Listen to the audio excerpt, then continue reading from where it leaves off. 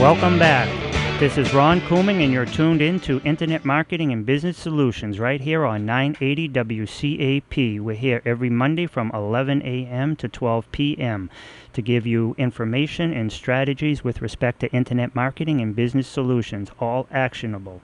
Today, we are pleased to have in our studio via phone Nancy Gaines. Nancy Gaines is a former management consultant from IBM and Ernst & Young. Nancy Gaines spent 2 decades helping clients be even more productive. She is a global speaker, best-selling author, and has a podcast downloaded in over 56 countries. Yes, I said 56 countries. She structures time, projects, and resources in strategic ways to provide optimal business clarity and success. She is a fiercely committed to guiding focus-driven leaders to achieve ease in running their companies so they have superior productivity, profits, and employment engagement. Today, she will be sharing tips so that you can run your day instead of letting your day run you. Good morning, Nancy. Hey, Ron. So excited to be here to give tips to your listeners. Thanks for the opportunity. Thank you. Thank you. How's things going way out in Colorado? I am actually in Las Vegas today for a 5-day mastermind. So excited to be here. It's beautiful, although it's 106, a little bit hotter than Denver. Wow, 106. What did people do before AC? I don't know. All right, I just read your bio, and hopefully I didn't butcher it. It's small print, and I'm in total denial, so I'm not wearing any glasses. But tell us a little bit about yourself that maybe we didn't cover, and just feel free to talk about some tips and solutions for our listeners. Sure, perfect. And the bio was perfect. So I recently left the corporate world about 2 years ago. I used to work for IBM and consult to major Fortune companies to make them more productive. Now I do that on a smaller basis with entrepreneurs and small business owners. So it's great to have them run their day instead of letting their business run them. Yeah, that's excellent. And one of the things I think you gave me way back in Las Vegas last year when we met, and we've been staying in touch all along, and I think we're doing webinars, you, me, and Cammie, in early October, correct? But absolutely. One of the things that you gave me that I use as an actionable tip was in the morning, not even checking my emails for a little bit to just get my day started. But I don't want to, maybe that might be one of the tips you're going to give people, but I know that you've already helped me improve my productivity and have more peace in the morning instead of sitting there, because if I get caught up in my emails right off the bat, and I get up at 5:30, and so if I get caught up in my emails there, then I skip the gym, I'm out, whatever goes on, my day now is taken over, and whatever I had planned kind of takes a back seat because now I'm in everybody else's problem, in their business, and they're solving their issues opposed to taking care of what I need to take care of. Yeah, I'm so glad that was not one of the tips, so I'm glad you just added additional value to the listeners. Yes, email is somebody else's agenda making you do that. So if you look at your email first thing in the morning, it's definitely going to drive your day. I work with people on productivity, and a lot of people think that means time management. Is that the first thing that came to your head, Ron? Yes, it would have been. Yeah, time management is a very common thing, but it's actually time, space, how you spend your activities, and also information. All of that wraps up to being more productive, and that's something a lot of people don't even think about.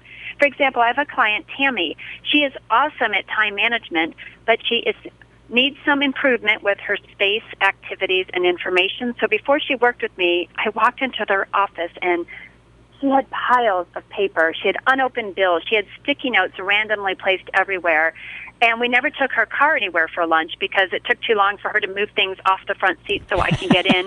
And even worse, she would show up with clients and she couldn't find the information on her notes, what she talked about. So all 4 of those together is what people really need to be more productive.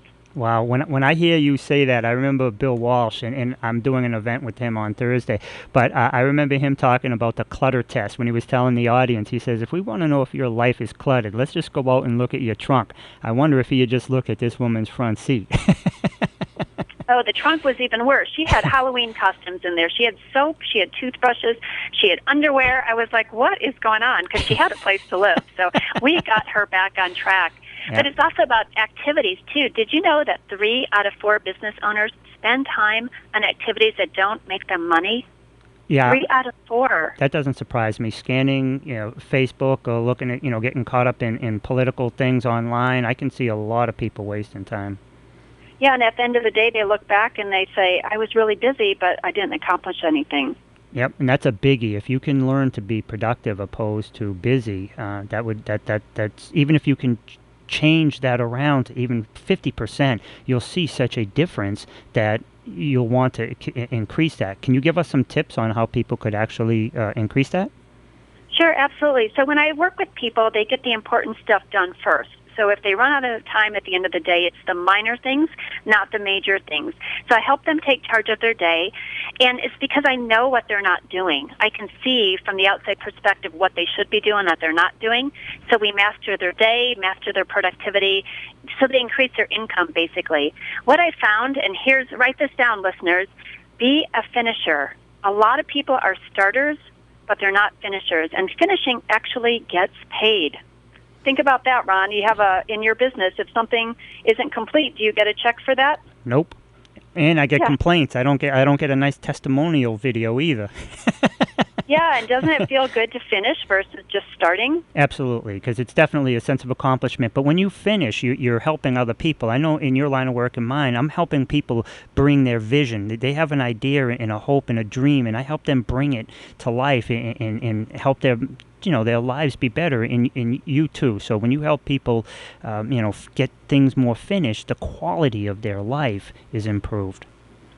And they touch more people. It's a ripple effect. I'm working with a gentleman, and he started a book, he started a website, he started a podcast, a course, a YouTube. He's got all these things started, but he's not serving who he needs to because it's not finished and out there for people to actually consume and use. Can you maybe give us an idea or a method how people could actually implement 1 or 2 things? Because we have probably another 6 minutes, but if you could give us 1 or 2 actionable things that people could do, and obviously I want people to contact you later for additional information. Sure, absolutely. So they have to sequence. It's all about proper sequencing. And again, doing the things that make money first, and then going down the list to the things that you still need to get done. I like the equation 10, 25, 65. I think Bill might talk about this too. 10% of your time should be on operations, the day-to-day, keeping your business going, 25% on new product development, and 65% on sales and marketing. So 10, 25, 65. Great tip. And let me give you another tip too. People need to create systems so the business runs without you. Yep. A lot of times, right, people think that means technology or they're going to cost money, but a system is just a repeatable way of doing something. And anything you do more than twice, Ron, should have a system. Anything more than 3 times should be automated. Yep, and I agree, and I've heard that thing that you were talking about with Bill, and I think that's terrific. One of the main things I like when he says, too, is sales solves all problems. So focusing that 65% into sales and marketing, and 90% of business success is marketing. But so when you commit time to that and you're working on your business instead of working in your business with systems in place that kind of allow you that type of freedom, your sales are going to increase, and sales solves all problems. Absolutely. And I actually have a free report that people can go to nancygaines.com/systems. I created 100 systems they need in their business. It covers sales, marketing, operations, team, and money. So nancygaines.com/systems. I'm actually in Vegas this week, so I'll give you an example. I could be thinking about what my business is, because I'm not there, right, back in Denver for 5 days, but instead I could be totally present because my social media posts are getting out there without me doing anything. People can go out and get my free report like I just talked about, nancygaines.com/systems, and it'll get delivered to them. People can purchase my books and their coaching without me being there. Even my networking is followed up. I got to meet Michael Gerber, the E-Myth guy. Have you heard of him? Oh, absolutely. He's I love him. And he's just turned 80, so he was in amazing shape, very inspirational. I met him on Saturday in Oceanside, and then I heard your last guest talk about Make-A-Wish. So Frank Shankwitz was also there, so they're going to get automated follow-up emails with me automatically while I'm here. Yeah. Are you using InfoSoft or? Yeah, I use Marketivity? Infusionsoft, but I'll give your listeners one more tip too. So write this down, more numbers. 24, 7, 30. So within 24 hours of networking, this is where I see a lot of people get stuck, is they're overwhelmed with networking. They don't know what to do afterwards. Within 24 hours, connect with people on social media. Within 7 days, send them an email inviting them to either a in-person or a virtual coffee just to get to know them, because it's really hard to talk to people during networking. And then 30 days, follow up and see if you're a good fit to work together. Pretty good tips, huh? Yeah, that is excellent. And because a lot of people, Cammie Baker, she was on last week, and we're doing a webinar, so you know who she is. But she talks that one of the biggest problems is people go to networking events and they don't follow up. So having that system in place, even if it's a mindset or writing it down, however you do it, you can use Hootsuite, Buffer, or any one of these other systems. But as long as you have a system, even if you write it down and you do it manually, the fortune's in the follow-up. If you don't call people, if you don't connect with people, if you don't follow up with people, you were never there, and you're certainly never going to do business with them. Absolutely. And I like to tell my clients, follow up from networking is like a wedding gift. It's never too late to follow up. I think people think, oh, it's been too long, they won't remember me, I don't want to do this is awkward, and then they don't do it at all. But you can always follow up, just like you can always send a thank you note for a wedding gift, even if it's, a long time has passed.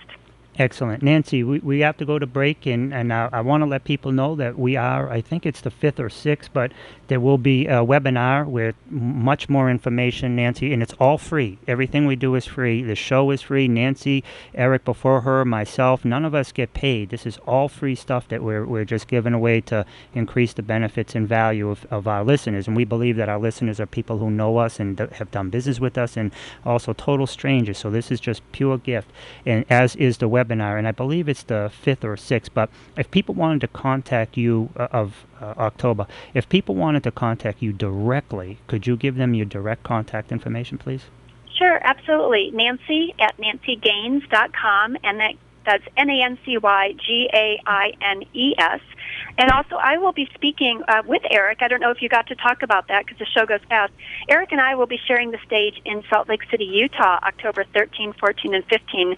It's Ultimate Connections. It's a small business conference. So there's information on my website, again, nancygaines.com/speaking. Excellent. And I also saw a nice picture with you and Tony Robbins, too. I can't believe how much taller he was than you. I haven't seen you. I put my hand to his hand because I just wanted to see the difference, and he's probably like twice the size of me. Big guy, big heart. I haven't seen you since Vegas, so I'm looking to, that was last year, too. I'm looking to get caught up. But, okay, thank you, Nancy, so much. That was Nancy Gaines from nancygaines.com, where you can contact her at Nancy at nancygaines.com. We're about to go to break, and I want to let you all know, too, that these shows will be archived both on WCAP. We're in the process of redoing their website, and we're going to have an archive section there, but they're also going to be on my website, rcstechnologysolutions.com, and also on my YouTube, Ronald Couming. So all these episodes, so if you weren't able to write down stuff that Eric gave out or Nancy gave out or any of my other guests, past or in the future, everything will be archived for you. So this is Ron Couming, and you're tuned in to Internet Marketing and Business Solutions right here on 980 WCAP.